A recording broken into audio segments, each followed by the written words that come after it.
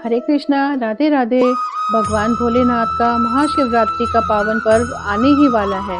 हर साल महाशिवरात्रि का पावन पर्व फाल्गुन मास के कृष्ण पक्ष की चतुर्दशी तिथि को मनाया जाता है, जिसे हम लोग बहुत ही धूमधाम से और पूरी श्रद्धा से मनाते हैं।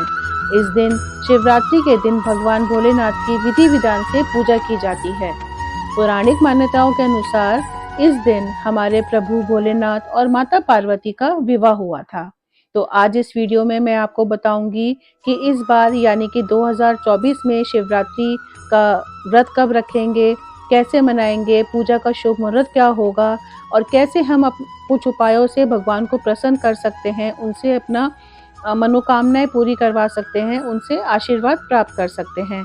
तो ये सब जानकारी मैं आपको आज इस वीडियो में देने की पूरी कोशिश करूंगी और ये वीडियो आपको पसंद आए तो प्लीज़ लाइक करिएगा, एंड तक ज़रूर देखिएगा और चैनल पर पहली बार आए हैं तो चैनल को सब्सक्राइब ज़रूर करिएगा।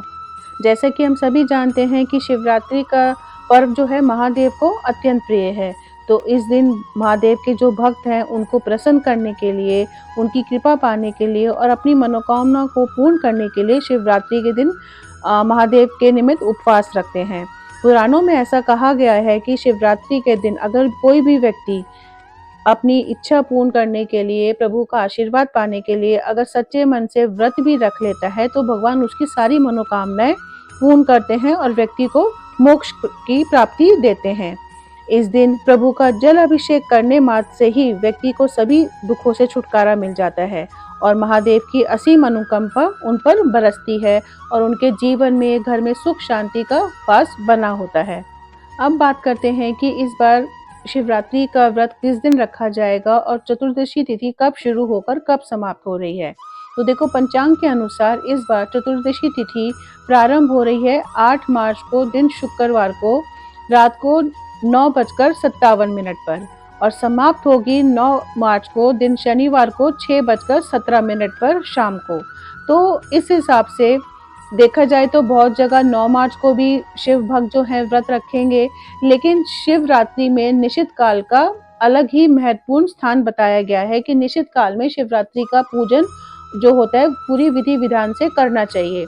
तो निशित काल का जो शुभ मुहूर्त हमें मिल रहा है वो 8 मार्च को सुबह सुबह 12:07 से लेके 12:56 तक है।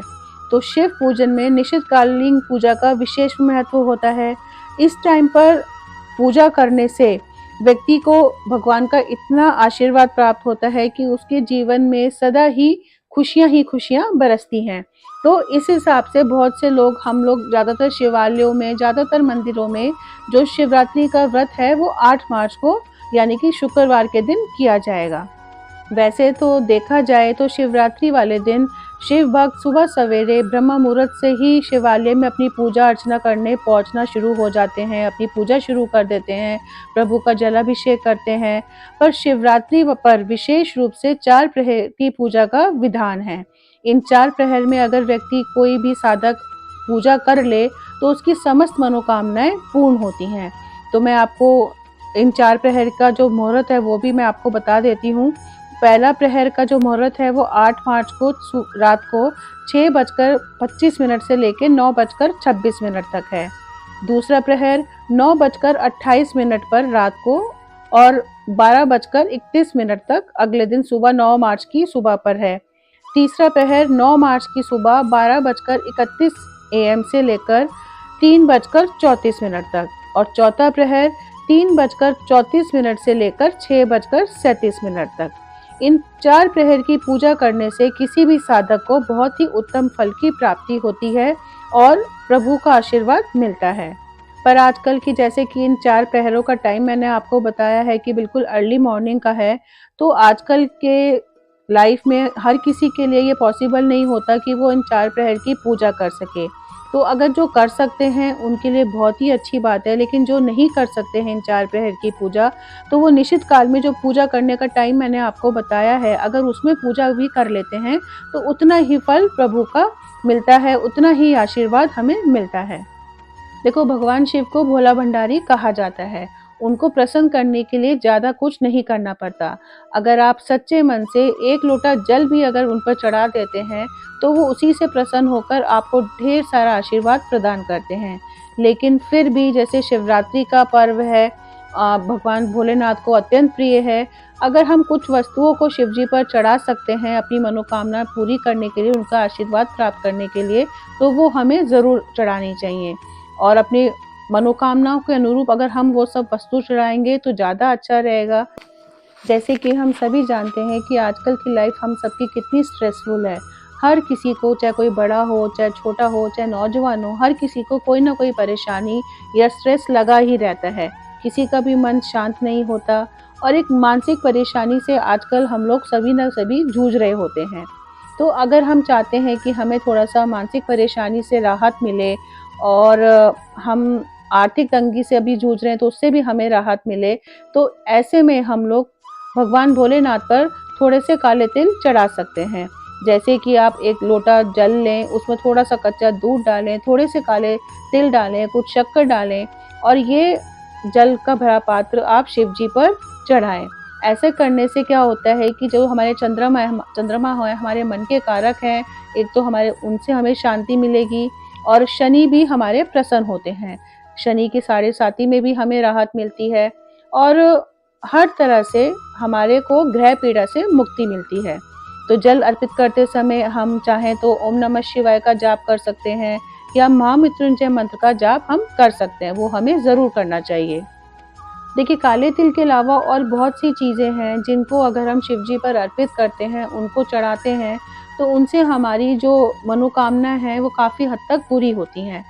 उनसे रिगार्डिंग वीडियो ऑलरेडी चैनल पर है, तो मैं आई बटन में उनका लिंक दे दूँगी, तो प्लीज़ आप वहाँ पे जाके चेकअप कर लीजिएगा। इन उन चीज़ों के अलावा जैसे और भी पंचामृत है, पंचामृत से भगवान का अभिषेक करना चाहिए महाशिवरात्रि वाले दिन।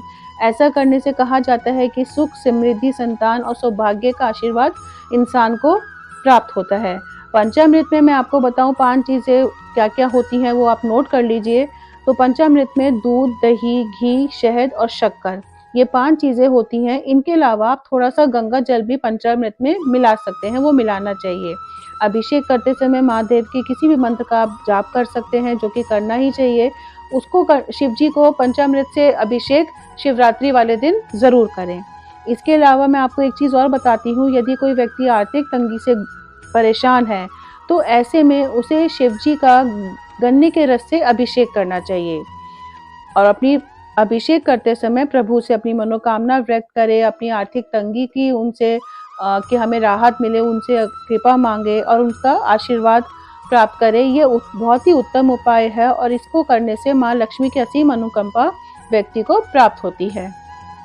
ये 2-3 चीज़ें मैंने आपको बताई हैं, बाकी जैसे मैंने आपको कहा कि चैनल पर ऑलरेडी विषय बाकी चीज़ों से रिगार्डिंग वीडियो है, तो आप उस पर प्लीज़ जाके एक बार ज़रूर देखिएगा। अब मैं आपको बताती हूँ कि कुछ चीज़ें जो भूल कर भी हमें शिवलिंग पर नहीं चढ़ानी चाहिए। शास्त्रों में कुछ वस्तुओं को शिव पूजा में निषेध माना गया है। ऐसा करने से कहते हैं कि भोलेनाथ नाराज़ हो सकते हैं। तो वो चीज़ें कौन-कौन सी हैं, तो वो भी मैं आपको बता देती हूँ। उसमें सबसे पहले आती है कुमकुम।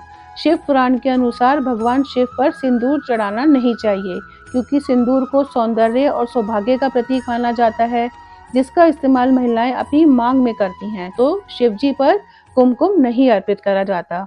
उसी तरह से तुलसी जी, शिव जी की पूजा में तुलसी जी की पत्ती का प्रयोग नहीं होता है, क्योंकि उन्हें वृंदा के रूप में तुलसी के पति जालंधर का भी वध किया था।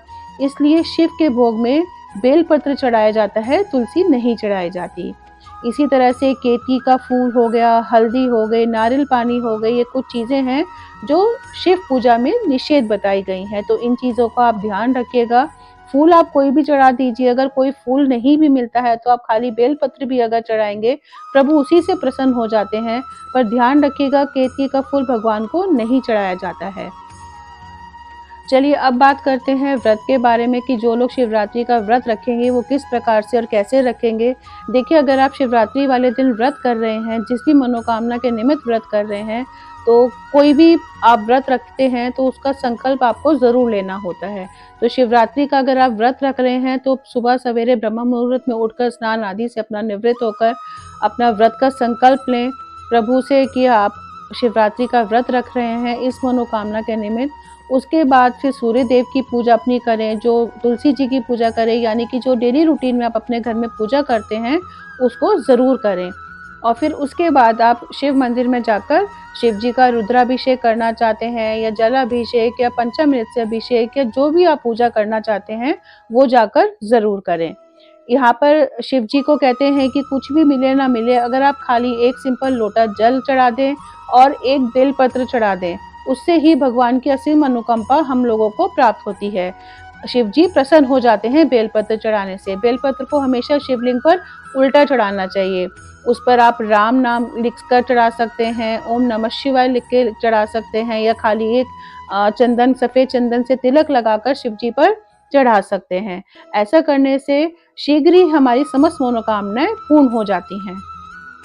पुराणों में ऐसा कहा गया है कि शिवरात्रि के दिन अगर कोई भी व्यक्ति भोलेनाथ पर बेलपत्र से पूजा करता है, उनको चढ़ाकर रात को भगवान के मंत्रों का जाप करते हुए जागरण करता है, तो ऐसे व्यक्ति को भगवान मोक्ष की प्राप्ति देते हैं और उसकी समस्त इच्छाओं की पूर्ति करते हैं। तो जैसे कि मैंने बताया कि जो लोग व्रत कर रहे हैं वो सारा दिन उपवास रखिए, चाहे तो फल, जूस, ड्राई फ्रूट वगैरह आप लोग चाहें तो खा सकते हैं।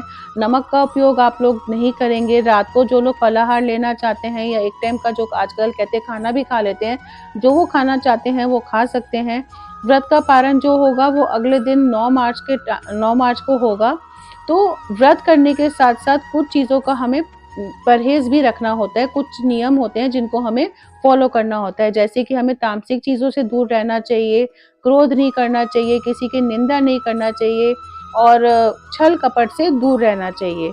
तो जैसा भी करें, जो भी करें, सच्चे भाव से और सच्चे मन से करें। प्रभु उसी में प्रसन्न होकर आपको ढेर सारा आशीर्वाद प्रदान करेंगे और आपकी समस्त मनोकामनाओं को पूर्ण करेंगे। उम्मीद करती हूँ कि आज की वीडियो आप लोगों के लिए उपयोगी रहेगी और आप लोगों को पसंद आएगी, तो प्लीज़ लाइक करिएगा, शेयर करिएगा और सब्सक्राइब करिएगा। राधे राधे।